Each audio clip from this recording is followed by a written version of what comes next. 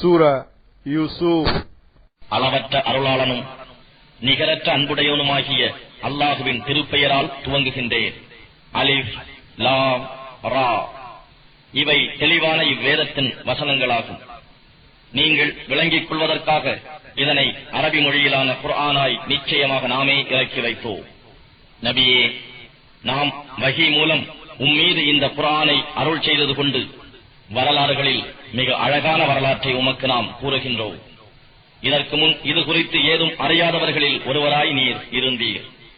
யூசுப் தம் தந்தையாரிடம், அருமை தந்தையே, 11 நட்சத்திரங்களும் சூரியனும் சந்திரனும் இவை யாவும் எனக்கு சிரம் பணிவதை மெய்யாகவே கனவில் நான் கண்டேன் என்று கூறிய பொழுது, என் அருமை மகனே, உனது கனவை உன் சகோதரர்களிடம் சொல்லிக் காட்ட வேண்டாம். அவ்வாறு செய்தால் அவர்கள் உனக்கு தீங்கிழைக்க சதி செய்வார்கள். ஏனெனில் அவ்வாறு சதி செய்ய தூண்டும் ஷைத்தான் நிச்சயமாக மனிதனுக்கு பகிரங்க விரோதியாக இருக்கின்றான். இவ்வாறே உன் இறைவன் உன்னை தேர்ந்தெடுத்து கனவுகளின் விளக்கத்தை உனக்கு கற்றுக் கொடுத்து அவனுடைய அருளை உன்மீதும் யாக்கூபின் சந்ததியார் மீதும் நிரப்பமாக்கி வைப்பான். இதற்கு முன்னர் உன்னுடைய மூதாதையராகிய இப்ராஹிம், இஸ்ஹாக் ஆகிய இருவர் மீதும் தன் அருளை அவன் நிரப்பமாக்கி வைத்தது போல நிச்சயமாக உன் இறைவன் யாவற்றையும் நன்கு அறிந்தோனும் மிக்க ஞானமுடையவனுமாக இருக்கின்றான். நிச்சயமாக யூசுஃபிடத்திலும் அவர்களுடைய சகோதரர்களிடத்திலும் சத்தியத்தை தேடுபவர்களுக்கு நிரம்ப படிப்பினைகள் இருக்கின்றன. யூசுஃபுடைய சகோதரர்கள் கூறினார்கள், யூசுஃபும் அவருடைய சகோதரரும் நம் தந்தைக்கு நம்மை விட அதிக பிரியமுள்ளவர்களாக இருக்கின்றனர். நாமோ பலமுள்ள கூட்டத்தினராக இருக்கின்றோம். நிச்சயமாக நம் தந்தை பகிரங்கமான வழிகேட்டிலேயே இருக்கின்றார் என்றும், யூசுஃபை கொன்றுவிடுங்கள் அல்லது அவரை தொலைவான ஒரு நாட்டில் எறிந்து விடுங்கள். அப்போது உங்கள் தந்தையின் கவனம் உங்கள் பக்கமே இருக்கும். இதன் பின் நீங்கள் நல்ல மனிதர்களாகி விடுவீர்கள் என்றும் கூறிய பொழுது, அவர்களில் ஒருவர், நீங்கள் யூசுஃபை கொலை செய்யாதீர்கள். நீங்கள் அவரை ஏதாவது செய்தே ஆக வேண்டும் என்றால் அவரை ஓர் ஆழமான பாழுங்கிணற்றில் தள்ளிவிடுங்கள். அப்போது அவ்வழி செல்லும் பிரயாணிகளில் எவரேனும் சிலர் அவரை எடுத்துக் கொள்ளக்கூடும் என்று கூறினார். பிறகு தம் தந்தையிடம் வந்து, எங்கள் தந்தையே, யூசுஃபுடைய விஷயத்தில் நீங்கள் ஏன் எங்களை நம்புவதில்லை? மெய்யாகவே நாங்கள் அவருக்கு நன்மையை நாடுபவர்களாகவே இருக்கின்றோம். நாளைய தினம் அவரை எங்களுடன் அனுப்பி வையுங்கள். காட்டில் உள்ள கனிகளை புசித்துக் கொண்டும் விளையாடிக் கொண்டும் இருப்பார். நிச்சயமாக நாங்கள் அவரை பாதுகாத்துக் கொள்வோம் என்று கூறினார்கள். அதற்கு யாக்கூப், நீங்கள் அவரை அழைத்துச் செல்வது நிச்சயமாக என்னை கவலைக்குள்ளாக்குகிறது. மேலும் நீங்கள் அவரை கவனியாது பராமுகமாக இருக்கும்போது அவரை ஓனாய் பிடித்து தின்றுவிடுமோ என்று நான் பயப்படுகிறேன் என்று கூறினார். அதற்கு அவர்கள், நாங்கள் பலசாலிகளான ஒரு கூட்டமாக இருந்தும் அவரை ஓனாய் பிடித்து தின்றுவிடுமானால் நாங்கள் நஷ்டவாளிகளாய் நிச்சயமாய் ஆகியிருப்போம் என்று கூறினார்கள். இவ்வாறாக அவர்கள் அவரை அழைத்துச் சென்று ஆழமான பாழுங்கிணற்றில் தள்ளிவிட ஒன்று சேர்ந்து முடிவு செய்த போது, நீர் அவர்களின் இச்செயலை பற்றி அவர்களுக்கு ஒரு காலத்தில் உணர்த்துவீர். அது சமயம் அவர்கள் உம்மை அறிந்து கொள்ள மாட்டார்கள் என்று நாம் யூசுஃபுக்கு வஹி அறிவித்தோம். இன்னும் அவர்கள் அன்று பொழுது சாய்ந்ததும் தங்களுடைய தந்தையாரிடம் அழுது கொண்டே வந்தார்கள். எங்கள் தந்தையே, நாங்கள் யூசுஃபை எங்களுடைய சாமான்களிடத்தில் விட்டுவிட்டு ஓடியாடி விளையாடிக் கொண்டே வெகு தூரம் சென்று விட்டோம். அப்போது ஓனாய் அவரை பிடித்து தின்று விட்டது. ஆனால் நாங்கள் உண்மையே சொன்ன போதிலும் நீங்கள் எங்களை நம்பவே மாட்டீர்களே என்று கூறினார்கள். மேலும் தங்கள் கூற்றை மெய்ப்பிக்க யூசுஃபுடைய சட்டையில் பொய்யான ரத்தத்தை தடவிக்கொண்டு வந்திருந்தார்கள். இல்லை, உங்கள் மனம் ஒரு தீய காரியத்தை உங்களுக்கு அழகாக காண்பித்து விட்டது. எனவே எனக்கு இந்நிலையில் அழகிய பொறுமையை மேற்கொள்வதே நலமாக இருக்கும். மேலும் நீங்கள் கூறும் விஷயத்தில் அல்லாஹ்விடமே உதவி தேடுகிறேன் என்று கூறினார். பின்னர் அக்கிணற்றருகே ஒரு பயணக் கூட்டம் வந்தது. அவர்களில் தண்ணீர் கொண்டு வருபவரை தண்ணீருக்காக கூட்டத்தினர் அனுப்பினார்கள். அவர் தம் வாளியை கிணற்றில் விட்டார். ஒரு நற்செய்தி, ஓர் அழகிய சிறுவன் என்று கூறினார்.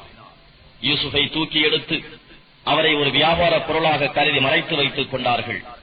ஆனால் அவர்கள் செய்ததையெல்லாம் அல்லாஹ் நன்கு அறிந்தவனாகவே இருக்கின்றான். இதற்குள் அவருடைய சகோதரர்கள் ஓடிவந்து அவரை மிகவும் குறைந்த சில எண்ணப்பட்ட வெள்ளி காசுகளுக்காக விற்று விட்டார்கள். அந்த அளவுக்கு அவர்கள் அவரை வெறுத்தவர்களாக இருந்தனர். யூசுஃபை மிஸ்ர் நாட்டில் வாங்கியவர் தம் மனைவியை நோக்கி, இவர் நம்மிடம் தங்குவதை சங்கையாக வைத்துக்கொள்.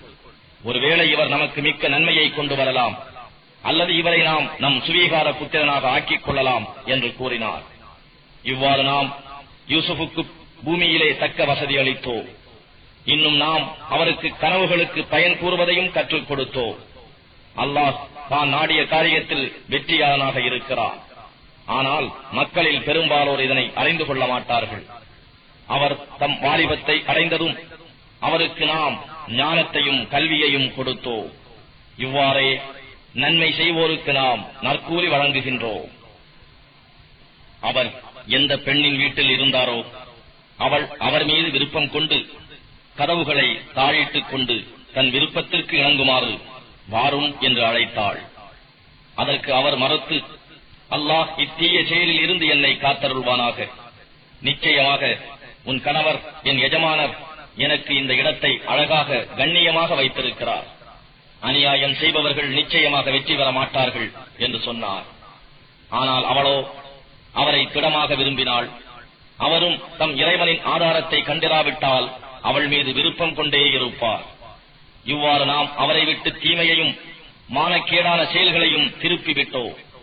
ஏனெனில் அவர் நம் தூய்மையான அடியார்களில் ஒருவராக இருந்தார். யூசுப் அவளை விட்டும் தப்பி ஓட முயன்று ஒருவரை ஒருவர் முந்திக் கொள்ள வாசலின் பக்கம் ஓடினார்கள். அவள் அவருடைய சட்டையை பின்புறத்தில் கிழித்து விட்டாள். அப்போது அவளுடைய கணவரை வாசல் பக்கம் இருவரும் கண்டனர். உடன் தன் குற்றத்தை மறைக்க, மனைவிக்கு தீங்கிழைக்க நாடிய இவருக்கு சிறையிடப்படுவதோ அல்லது நோவினை தரும் வேதனையை தருவதோ அன்றி வேறு என்ன தண்டனை இருக்க முடியும் என்று கேட்டாள். இதை மறுத்து யூசுப், இவள்தான் என்னை வற்புறுத்தி தன்னிடம் அழைத்தாள் என்று கூறினார். இதற்கு இடையில் அவள் குடும்பத்தைச் சேர்ந்த ஒருவர் சாட்சியாக பின்வருமாறு கூறினார். இவருடைய சட்டை முன்புறத்தில் கிழிந்திருந்தால் அவள் உண்மை சொல்கிறார், இவர் பொய்யராவார். ஆனால் இவருடைய சட்டை பின்புறமாக கிழிந்திருந்தால் அவள் பொய் சொல்லுகிறாள், அவர் உண்மையாளர்களில் உள்ளவர். யூசுப் சட்டை பின்புறமாக கிழிந்திருந்ததை அவர் கண்டபோது, நிச்சயமாக இது பெண்களாகிய உங்கள் சதியே ஆகும், நிச்சயமாக உங்களுடைய சதி மகத்தானதே என்றும், யூசுஃபே இதனை நீர் இம்மட்டில் விட்டுவிடுங்கள், பெண்ணே உனது பாவத்திற்காக மன்னிப்பு தேடிக்கொள், நிச்சயமாக நீ தவறு செய்தவர்களில் ஒருத்தியாக இருக்கின்றாய் என்றும் கூறினார். அப்பட்டினத்து பெண்கள் அசீஸின் மனைவி தன்னிடமுள்ள ஓர் இளைஞரை தனக்கு இணங்கும்படி வற்புறுத்தி இருக்கிறாள். அவர் மேலுள்ள ஆசை அவளை மயக்கிவிட்டது. நிச்சயமாக நாம் அவளை பகிரங்கமான வழிகேட்டில்தான் காண்கிறோம் என்று பெண்கள் பேசிக் கொண்டார்கள். அப்பெண்களின் அவதூறான பேச்சுகளை அசீஸின் மனைவி கேட்டபோது விருந்துக்காக சாய்மானங்கள் சித்தம் செய்து அப்பெண்களுக்கு அழைப்பு அனுப்பினாள். விருந்துக்கு வந்த அப்பெண்களில் ஒவ்வொருத்திக்கும் பழங்களை நறுக்கி தின்பதற்காக ஒரு கத்தியும் கொடுத்தாள். இப்பெண்கள் எதிரே செல்லும் என்று யூசுஃபிடம் கூறினாள். அப்பெண்கள் அவரை பார்த்ததும் அவர் அழகில் மயங்கி அவரை மிக மேன்மையாக கண்டார்கள்.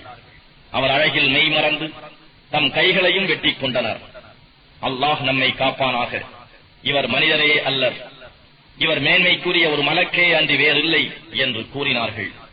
அதற்கு அவள், நீங்கள் எவர் சம்பந்தமாக என்னை நிந்தித்தீர்களோ அவர்தாம் இவர், நிச்சயமாக நான் அவரை என் விருப்பத்திற்கு இணங்கும்படி வற்புறுத்தினேன். ஆனால் அவர் மன உறுதியுடன் தம்மை காத்துக் கொண்டார். இனியும் அவர் நான் இடும் கட்டளைக்கு இணங்கி நடந்து கொள்ளாவிட்டால் சிறையில் தள்ளப்படுவார், மேலும் அவர் சிறுமை அடைந்தவர்களில் ஒருவராகவும் ஆகிவிடுவார் என்று சொன்னாள்.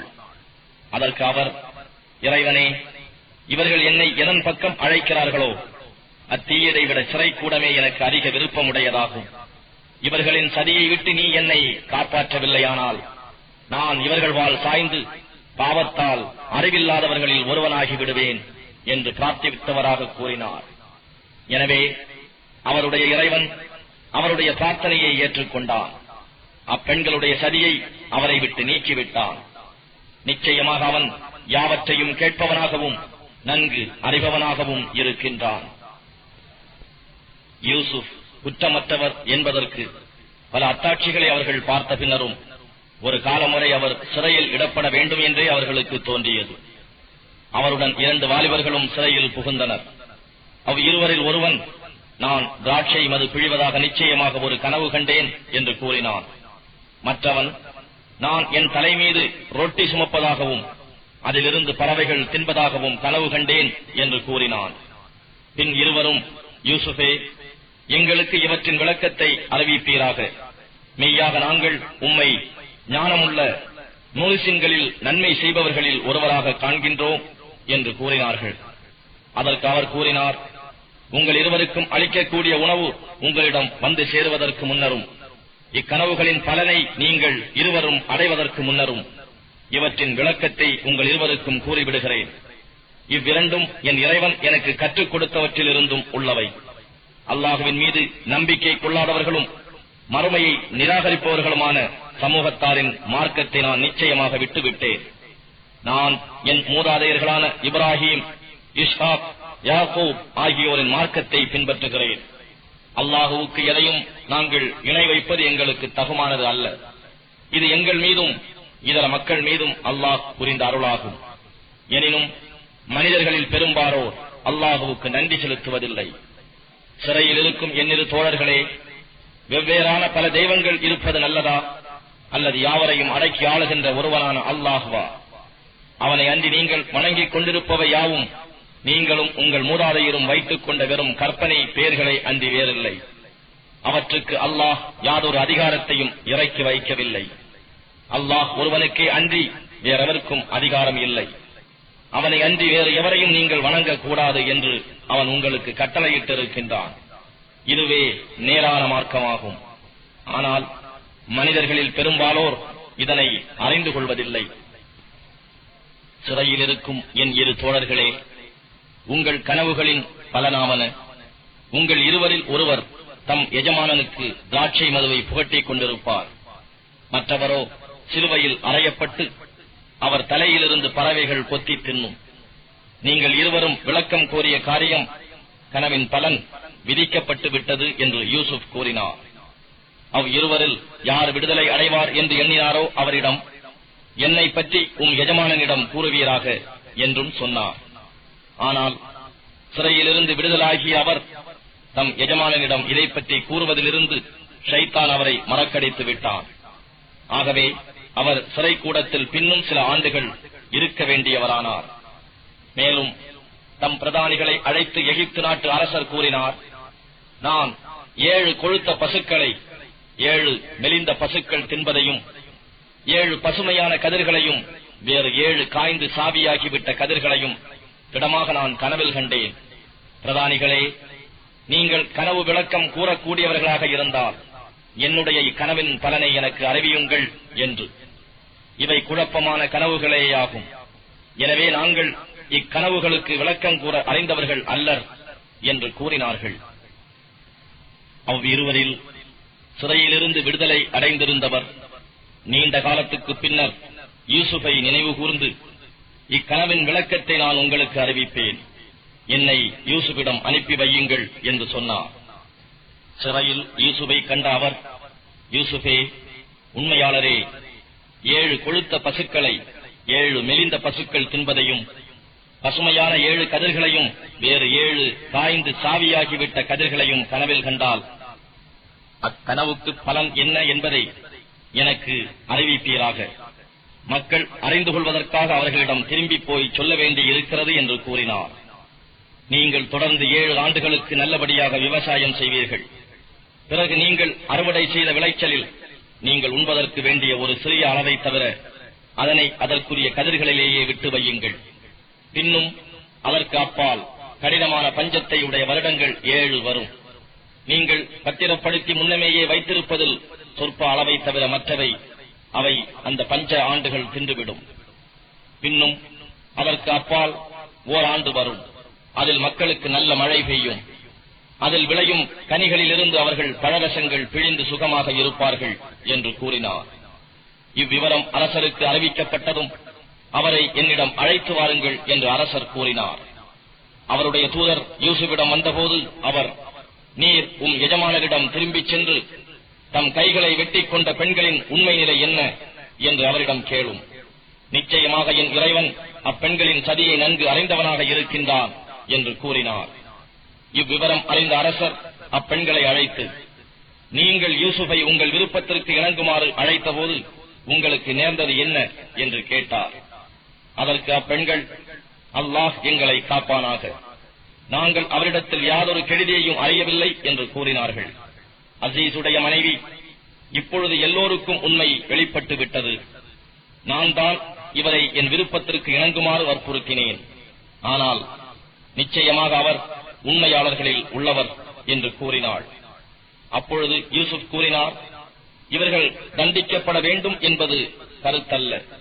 இவ்விசாரணையை நான் விரும்பியதன் காரணம், நிச்சயமாக அவர் என் எஜமானர் இல்லாத போது அவருக்கு நான் துரோகம் செய்யவில்லை என்பதை அவர் அறிந்து கொள்வதுடன், நிச்சயமாக அல்லாஹ் துரோகிகளின் சதியை நடைபெற விடுவதில்லை என்பதை அறிவிப்பதற்காகவுமே ஆகும். அன்றியும் என் மனதை பாவத்தை விட்டும் பரிசுத்தமாக்கிவிட்டதாகவும் கூற இல்லை. ஏனெனில் மன இச்சையானது தீமையை தூண்டிவிடக் கூடியதாக இருக்கிறது. என் இறைவன் அருள் புரிந்தாலன்றி நிச்சயமாக என் இறைவன் மிக்க மன்னிப்பவனாகவும் அருளாளனாகவும் இருக்கின்றான் என்றும் கூறினார். இன்னும் அரசர் கூறினார், அவரை என்னிடம் அழைத்து வாருங்கள், அவரை நான் என் அத்தியந்த ஆலோசகராக அமர்த்திக் கொள்வேன். இவ்வாறு அரசரிடம் யூசுப் வந்ததும் அவரிடம் பேசி அவர் ஞானத்தை நன்கு அறிந்த பொழுது, நிச்சயமாக நீர் இன்றிலிருந்து நம்முன் பெரும் அந்தஸ்து உள்ளவராகவும் நம்பிக்கைக்கு உரியவராகவும் உயர்ந்து இருக்கிறீர் என்று கூறினார். யூசுப் கூறினார், இந்த பூமியின் களஞ்சியங்களுக்கு என்னை அதிகாரியாக ஆக்கிவிடுவீராக. நிச்சயமாக நான் அவற்றை பாதுகாக்க நன்கறிந்தவன். இவ்விதமாக நாட்டில் யூசுப் தாம் விரும்பிய இடத்தில் தாம் விரும்பியவாறு காரியங்களை செய்து வர அவருக்கு வசதி அளித்தோம். இவ்வாறே நாம் நாடியவருக்கு நமது அருள் கிடைக்கும்படி செய்கின்றோம். நன்மை செய்பவர்களின் கூலியை நாம் வீணாக்க மாட்டோம். மேலும் பயபக்தி உடையவர்களான மோமீன்களுக்கு நாம் மறுமையில் கொடுக்கும் கூலி மிகச் சிறந்ததாக இருக்கும். பின்னர் யூசுப் உடைய சகோதரர்கள் மிஸ்ர் நாட்டுக்கு வந்து அவர் முன்னிலையில் சென்றதும் யூசுப் அவர்களை அறிந்து கொண்டார். ஆனால் அவர்களோ அவரை அறியாதவர்களாக இருந்தனர். யூசுப் அவர்களுக்கு வேண்டிய பொருள் தானியங்களை சித்தம் செய்து கொடுத்தபோது அவர்களை நோக்கி, உங்கள் தந்தை உண்டான சகோதரனை மறுமுறை நீங்கள் இங்கு வரும்போது என்னிடம் அழைத்து வாருங்கள். நான் உங்களுக்கு தானியங்களை நிரப்பமாக அளந்து கொடுத்ததையும் விருந்துபசாரம் செய்வதில் நான் சிறப்பு ஆனவன் என்பதையும் நீங்கள் பார்க்கவில்லையா? ஆகவே நீங்கள் அவரை என்னிடம் அழைத்து வராவிட்டால் என்னிடம் இருந்து உங்களுக்கு தானிய அளவையும் இனி இல்லை, நீங்கள் என்னை நெருங்கவும் கூடாது என்று கூறினார். அதற்கு அவர்கள், நிச்சயமாக நாங்கள் அவரை பற்றி அவர் தந்தையாரிடம் எடுத்துச் சொல்லி அவரை அழைத்து வர நிச்சயமாக முயற்சி செய்கிறோம் என்று கூறினார்கள்.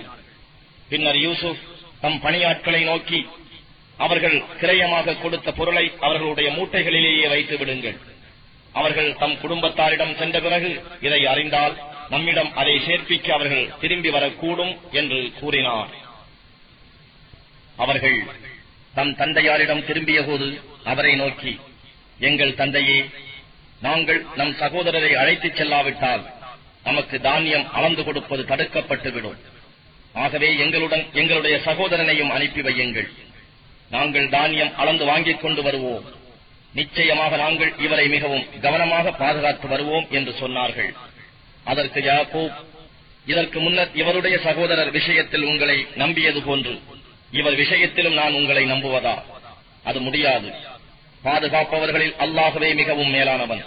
கிருபையாளர்களில் அவனே எல்லோரையும் விட மிக்க கிருபையாளனாவான் என்று கூறிவிட்டார். அவர்கள் தங்கள் சாமான் மூட்டைகளை அவிழ்த்தபோது அவர்களுடைய கிரையப் பொருள் யாவும் அவர்களிடம் திருப்பப்பட்டிருப்பதை கண்டார்கள். அவர்கள், எங்கள் தந்தையே, இதற்கு மேல் நாம் எதை தேடுவோம்? இதோ நம்முடைய கிரையப் பொருள் நம்மிடமே திருப்பப்பட்டு விட்டன. ஆகவே நம் குடும்பத்துக்கு வேண்டிய தானியங்களை நாங்கள் வாங்கி வருவோம்.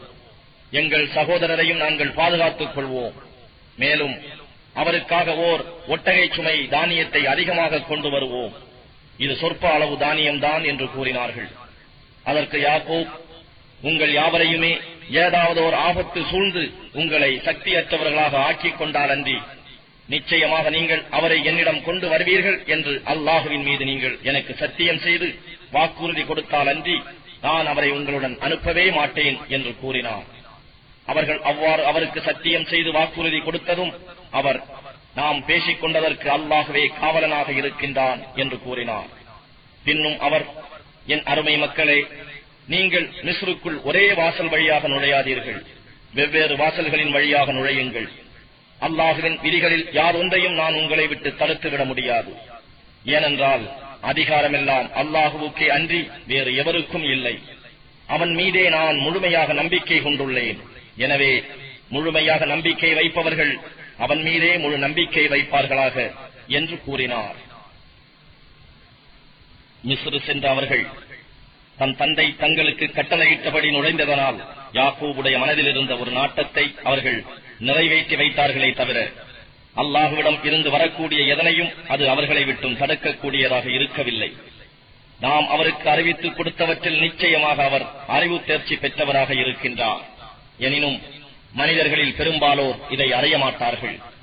பின்னர் அவர்கள் யாவரும் யூசுஃபின்பால் பிரவேசித்த போது அவர் தம் சகோதரன் புன்யாமீனை தம்முடன் அமரச் செய்து, நிச்சயமாக நான் உம்முடைய சகோதரன் யூசுப், அவர்கள் எனக்கு செய்தவை பற்றியெல்லாம் விசாரப்படாதீர் என்று ரகசியமாக கூறினார்.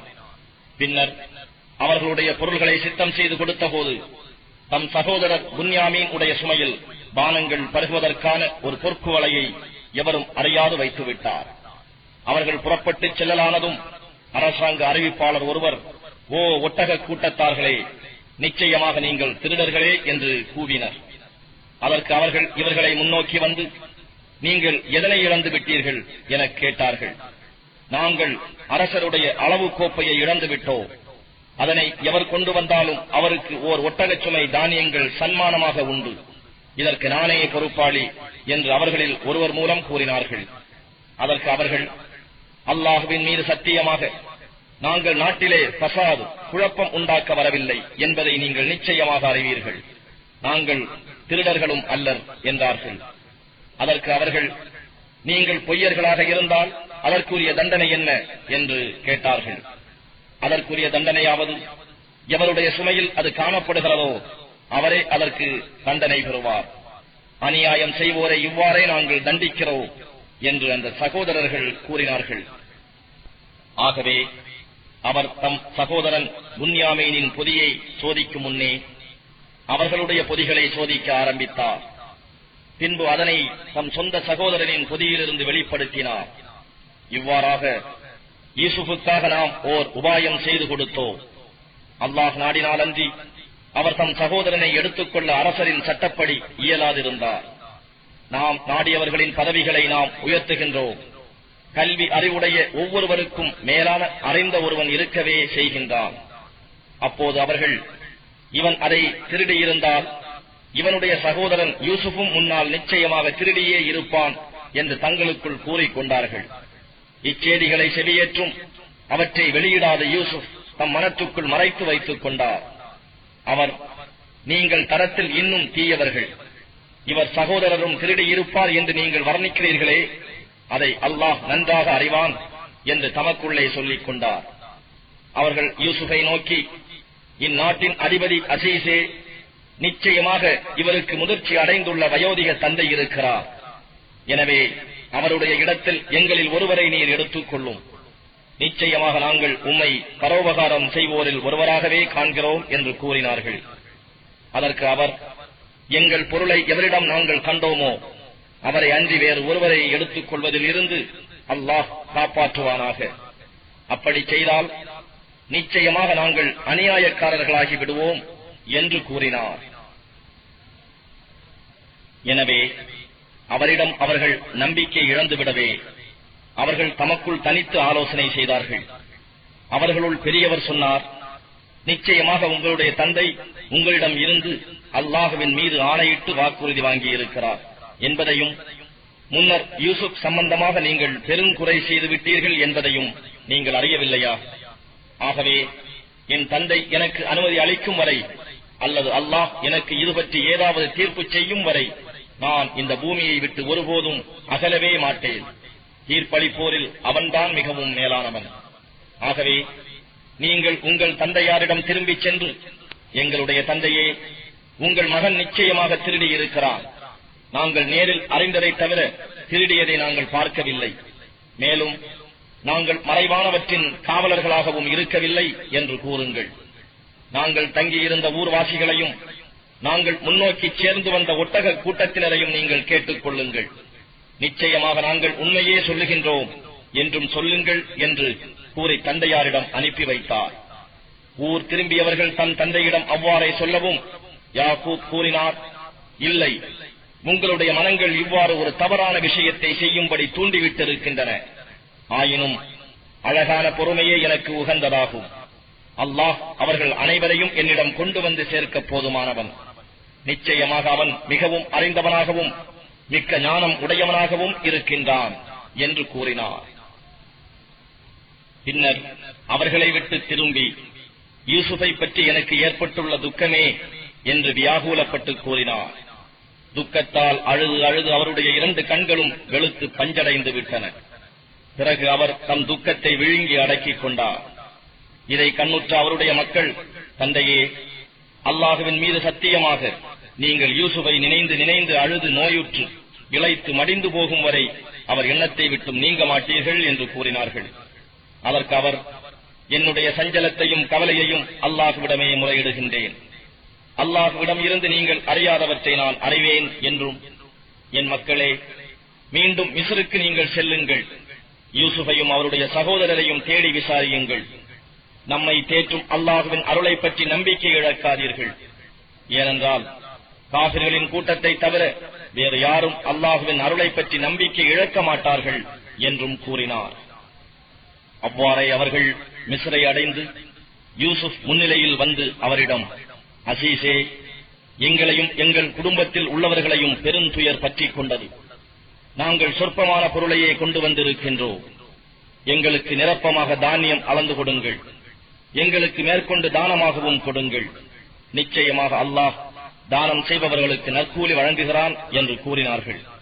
அதற்கு அவர், நீங்கள் அறிவியனர்களாக இருந்தபோது யூசுஃபுக்கும் அவர் சகோதரருக்கும் நீங்கள் என்ன செய்தீர்கள் என்பதை நீங்கள் அறிவீர்களா என்று வினவினார்கள். அப்போது அவர்கள், நிச்சயமாக நீர்தாம் யூசுஃபோ என்று கேட்டார்கள். ஆம், நான் தான் யூசுப். இதோ இவர் என்னுடைய சகோதரர் ஆவார். நிச்சயமாக அல்லாஹ் எங்கள் மீது அருள் புரிந்திருக்கின்றான். எவர் அவனிடம் பயபக்தியுடன் இருக்கிறார்களோ, இன்னும் பொறுமையையும் மேற்கொண்டிருக்கிறாரோ, அத்தகு நன்மை செய்வோர் கூலியை நிச்சயமாக அல்லாஹ் வீணாக்கிவிட மாட்டான் என்று கூறினார். அதற்கு அவர்கள், அல்லாஹுவின் மீது ஆணையாக நாங்கள் உமக்கு தவறு இழைத்தவர்களாக இருந்தும் நிச்சயமாக அல்லாஹ் எங்களை விட உம்மை மேன்மை உடையவராக தெரிவு செய்திருக்கின்றான் என்று கூறினார்கள். அதற்கு அவர், இன்று உங்கள் மீது எவ்வித குற்றச்சாட்டும் இல்லை. அல்லாஹ் உங்களை மன்னித்தருள்வானாக. அவனே கிருபையாளர்களிலெல்லாம் மிக்க கிருபையாளனாக இருக்கின்றான் என்று கூறினார். என்னுடைய இந்த சட்டையை நீங்கள் எடுத்துக்கொண்டு சென்று என் தந்தையாரின் முகத்தில் போடுங்கள். அவருக்கு கண் பார்வை வந்துவிடும். இன்னும் உங்களுடைய குடும்பத்தார் அனைவரையும் என்னிடம் கொண்டு வாருங்கள் என்று கூறினார். அவர்களுடைய ஒட்டக வாகனங்கள் மிஸ்ரை விட்டு பிரிந்த நேரத்தில் அவர்களுடைய தந்தை, நிச்சயமாக நான் யூசுஃபின் வாடையை நுகர்கிறேன். இதன் காரணமாக என்னை நீங்கள் பைத்தியக்காரன் என்று எண்ணாமல் இருக்க வேண்டுமே என்றார். அதற்கு அவர்கள், அல்லாஹுவின் மீது சத்தியமாக நீங்கள் உங்களுடைய பழைய வழிகேட்டிலேயே இருக்கின்றீர்கள் என்று சொன்னார்கள். பிறகு நன்மாராயம் கூறுபவர் வந்து சட்டையை அவர் முகத்தில் போட்டபோது அவர் மீண்டும் பார்வையுடையோரானார். நீங்கள் அறியாததையெல்லாம் அல்லாஹ்விடம் இருந்து நிச்சயமாக நான் அறிவேன் என்று உங்களிடம் கூறவில்லையா என்று அவர்களை நோக்கி கூறினார். அதற்கு அவர்கள், எங்களுடைய தந்தையே, எங்களுடைய பாவங்களை மன்னிக்குமாறு எங்களுக்காக இறைவனிடம் பிரார்த்தனை செய்யுங்கள். நிச்சயமாக நாங்கள் தவறு செய்தவர்களாக இருக்கின்றோம் என்று கூறினார்கள். அதற்கு அவர், உங்களுக்காக பாவ மன்னிப்பு கோரி அடுத்து என் இறைவனிடம் நான் பிரார்த்தனை செய்வேன். நிச்சயமாக அவன் மிக்க மன்னிப்பவனாகவும் பெருங்கிருபை உடையவனாகவும் இருக்கின்றான் என்று கூறினார். பின்னர் குடும்பத்துடன் அவர்கள் யூசுஃபிடம் வந்தபோது அவர் தம் தாய் தந்தையரை கண்ணியத்துடன் வரவேற்று தம்முடன் வைத்துக் கொண்டார். இன்னும் அல்லாஹ் நாடினால் நீங்கள் மிஸ்ருக்குள் அச்சமற்றவர்களாக பிரவேசியுங்கள் என்றும் கூறினார். இன்னும் அவர் தம் தாய் தந்தையரை அரியாசனத்தின் மீது உயர்த்தி அமர்த்தினார். அவர்கள் எல்லோரும் அவருக்கு மரியாதையை செலுத்தியவர்களாக சிரம்பணிந்து வீழ்ந்தனர். அப்போது அவர் தம் தந்தையை நோக்கி, என் தந்தையே, இதுதான் என்னுடைய முந்தைய கனவின் விளக்கமாகும். அதனை என் இறைவன் உண்மையாக்கினான். மேலும் அவன் என்னை சிறைச்சாலையிலிருந்து வெளியாக்கியதுடன் எனக்கும் என் சகோதரர்களுக்கும் இடையில் ஷைத்தான் பிரிவினையை உண்டு பண்ணிவிட்ட பின்னர் உங்கள் அனைவரையும் பாலைவனத்திலிருந்து என்னிடம் கொண்டு வந்து ஒன்று சேர்த்ததன் மூலம் அவன் நிச்சயமாக எனக்கு பேருபகாரம் செய்துள்ளான். நிச்சயமாக என் இறைவன் தான் நாடியவற்றை மிக நுட்பமாக செய்கிறவன். நிச்சயமாக அவன் யாவற்றையும் நன்கறிந்தவன், மிக்க ஞானம் உள்ளவன் என்று கூறினார். என் இறைவனே, நிச்சயமாக நீ எனக்கு அரசாட்சியிலிருந்து எனக்கு தந்து கனவுகளின் விளக்கங்களையும் எனக்கு கற்றுத் தந்தாய். வானங்களையும் பூமியையும் படைத்தவனே, இம்மையிலும் மறுமையிலும் நீயே என் பாதுகாவலன். முஸ்லிமாக உனக்கு முற்றிலும் வழிபட்டவனாக இருக்கும் நிலையில் என்னை நீ கைப்பற்றிக் கொள்வாயாக. இன்னும் நீ உனக்கு இணக்கமான நல்லடியார் கூட்டத்தில் என்னை சேர்த்திடுவாயாக என்று அவர் பிரார்த்தித்தார். நபியே, இது நீர் அறியாத மறைவான செய்திகளில் உள்ளதாகும். இதனை நாம் உமக்கு வஹி மூலம் அறிவித்தோம். அவர்கள் கூடி சதி செய்து தம் திட்டத்தில் அவர்கள் ஒன்று சேர்ந்த பொழுது நீர் அவர்களுடன் இருக்கவில்லை. ஆனால் நீர் எவ்வளவு அதிகமாக விரும்பினாலும் அம்மனிதர்களில் பெரும்பாலோர் உம்மை நபி என நம்ப மாட்டார்கள். இதற்காக நீங்கள் அவர்களிடத்தில் எந்த கூலியும் கேட்பதில்லை. இது அகிலத்தார் அனைவருக்கும் நினைவூட்டும் நல்லுபதேசமே அன்றி வேறில்லை. இன்னும் வானங்களிலும் பூமியிலும் எத்தனையோ அத்தாட்சிகள் இருக்கின்றன. ஆனால் அவற்றை அவர்கள் புறக்கணித்தவர்களாகவே அவற்றின் அருகே நடந்து செல்கின்றனர். மேலும் அவர்கள் இணை வைப்பவர்களாக இருக்கிற நிலையில்லாமல் அவர்களில் பெரும்பாலோர் அல்லாஹுவின் மீது நம்பிக்கையை கொள்வதில்லை. அவர்களை சூழ்ந்து கொள்ளக்கூடிய அல்லாஹுவின் வேதனை அவர்களுக்கு வராதென்றோ, அல்லது அவர்கள் அறியாதிருக்கும் போது திடீரென முடிவு காலம் வராதென்றோ அவர்கள் அச்சமற்றிருக்கின்றார்களா? நபியே, நீர் சொல்வீராக, இதுவே என்னுடைய நேரிய வழியாகும். நான் அல்லாஹுவின் பால் உங்களை அழைக்கின்றேன். நானும் என்னை பின்பற்றியவர்களும் தெளிவான ஞானத்தின் மீதே இருக்கின்றோம்.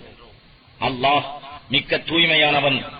ஆகவே அவனுக்கு இணை வைப்போரில் நானும் ஒருவன் அல்லன். நபியே, உமக்கு முன்னர் பற்பல சமூகங்களுக்கும் நாம் அனுப்பிய தூதர்கள் அந்தந்த சமூகங்களின் ஊர்களில் இருந்த மனிதர்களே அன்றி வேறில்லை. அவர்களுக்கே நாம் வஹி மூலம் நம் கட்டளைகளை அறிவித்தோம். இவர்கள் பூமியில் பிரயாணம் செய்து இவர்களுக்கு முன் இருந்தவர்களின் முடிவு எப்படி இருந்தது என்பதை பார்க்கவில்லையா? மறுமை வீடுதான் பயபக்தி உடையவர்களுக்கு மிகவும் மேலானதாகும். இதனை நீங்கள் சிந்தித்து விளங்கிக் கொள்ள வேண்டாமா? நம் தூதர்கள் தாம் பொய்யாக்கப்பட்டு விட்டதாக சஞ்சலப்பட்டு நிராசையாகிவிடும் வரையிலும் அநியாயக்காரர்களை அவர்கள் நம் போக்கில் விட்டு வைத்தோம். பின்னர் நம் உதவி நம் தூதர்களுக்கு கிடைத்தது. நாம் நாடியவர்கள் ஈடேற்றம் பெற்றனர்.